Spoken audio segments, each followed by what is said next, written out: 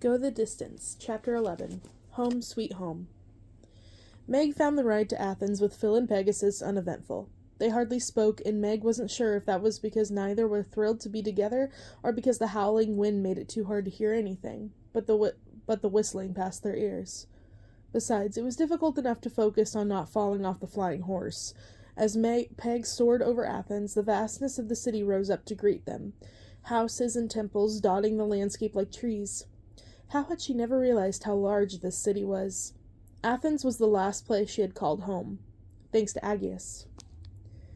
If we want to truly make music worthy of the Muses, we have to go where the action is, and the action is in Athens, he told her one night, after they'd raked in a few measly coins for a performance in the little village. I don't know, Meg had hesitated. Her mother had never been a fan of being boxed into a big city. Athens is so vast. Come on, Meg. Aegeus put his arm around her.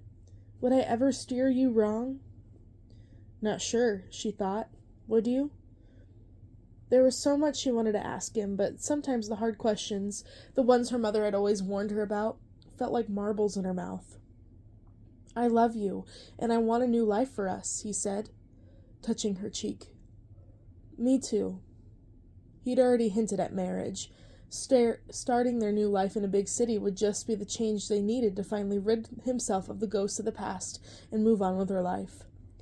Meg looked around the square of a small village she'd been living in since she met Aegeus.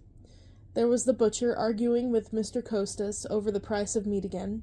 2 doors down, the usual group of women watched their small boys play in a fountain. If she walked a few steps farther, she knew she'd find the beggar outside the agora, where all the merchants were set up with their linens, spices from Syria, and dates. The crier would be shouting about the fresh fish that had arrived that day, and Mrs. Achios would be trying to sneak all the samples she could before heaving to pay for her fruit. Meg knew the market so well she could navigate the area blindfolded. She'd lived longer in this village than she had lived anywhere since her mother died. So much of her past she kept locked away in part of her heart that she didn't share with anyone. Aegeus knew her mother had died when she was young, but he didn't know the details. It wasn't as if Aegeus would look down on her. His life had just been markedly different from hers. Yes, he lived on his own, but it was because he wanted to, not because he had no one. Somewhere out there, Aegeus still had a mother and a father that he sent money to when he could. He talked often about his brothers and sisters and how he hoped they could visit someday.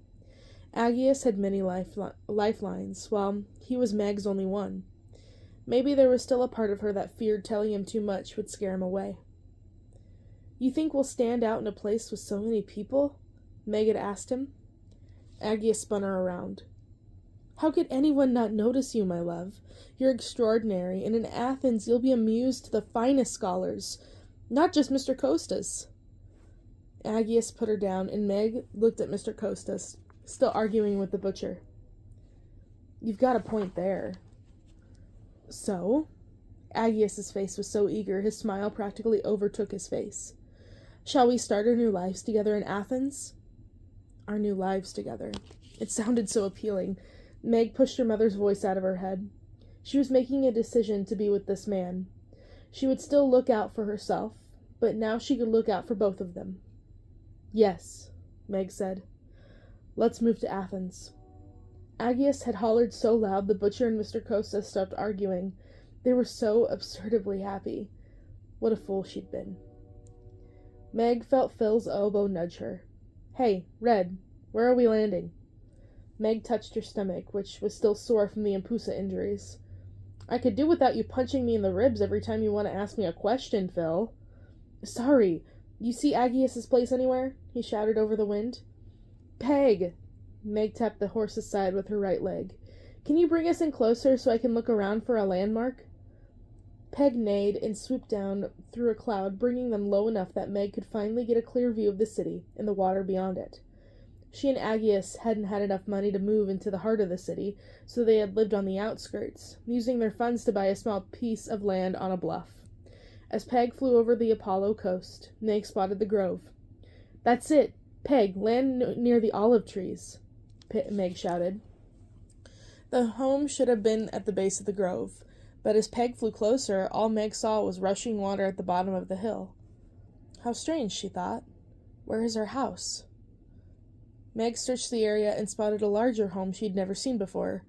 Her heart gave a lurch. Aggius had built their dream home for Katerina. Peg came in for a landing on the cliff near the front steps. Meg helped Phil down and then lowered herself. Okay, listen up, Red. You need to approach this reunion a certain way, Phil said as he rushed to give Peg water and unload some bags. Don't scare this guy off. Meg was only half listening. All she could do was stare at the building she and Aggius had talked about building. The single-story clay home had the long porch she'd so badly wanted, and several windows that opened up to the sea to let out the salty air. He'd built this home to be her exact specifications. Aggius had traded in their dream for one with Katerina, and though this was no longer her dream, it still stung. Hey, Phil, Meg said suddenly.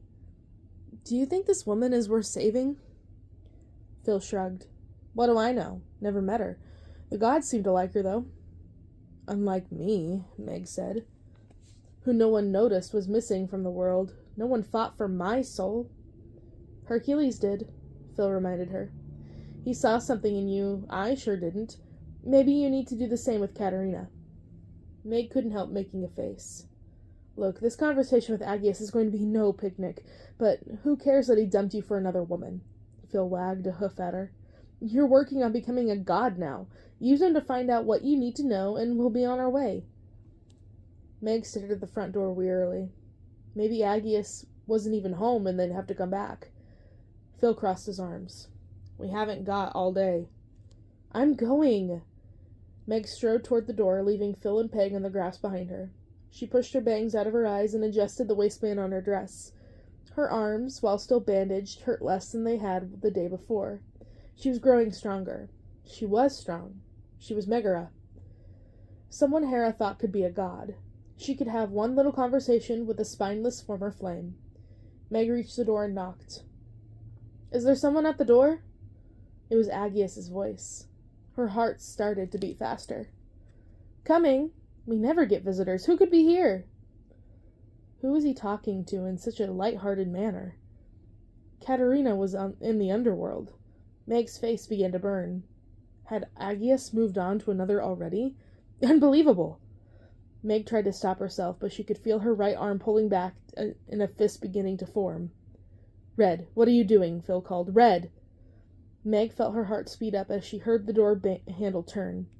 The door creaked open. She had visions of her fist connecting with Aggius's lying, cheating, unfaithful, chiseled face. She lifted her hand as the door swung open. It was Aggius.